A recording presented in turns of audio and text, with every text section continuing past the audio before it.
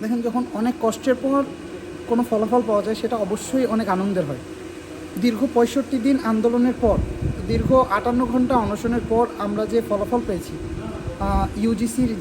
UGC committee থেকে Tanzim sir এসে আমাদের যে সুসংবাদটা জানাইছিলেন এবং আমাদের অনশন ভাঙাইছিলেন, তারপরে এটা আমাদের জন্য অনেক বড় প্রাপ্তির, আমাদের জন্য বিজয় বলতে গেলে, আমাদের অনেক আনন্দের।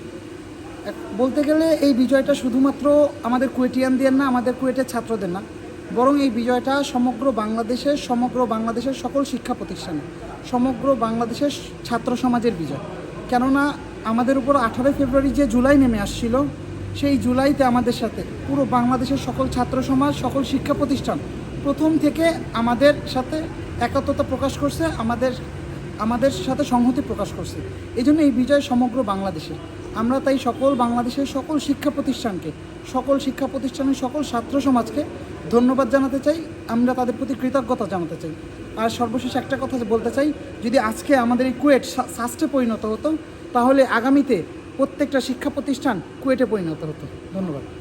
একদম ছাত্র রাজনীতি, শিক্ষক রাজনীতি এবং কর্মকর্তা রাজনীতি মুক্ত একটা সুন্দর স্বাভাবিক ক্যাম্পাস, যেখানে শিক্ষার্থী, কর্মকর্তা, কর্মচারী এবং শিক্ষার্থীদের মধ্যে একটা সুন্দর মেলবন্ধন থাকবে। আর এই বিজয়টা শুধুমাত্র কুয়েটিয়ানদের না, আমি মনে করি সারা বাংলাদেশে যতগুলা শিক্ষা প্রতিষ্ঠান আমাদের সাথে একাত্মতা পোষণ করেছে, যারা আমাদের জন্য প্রতিবাদ মিছিল করেছে,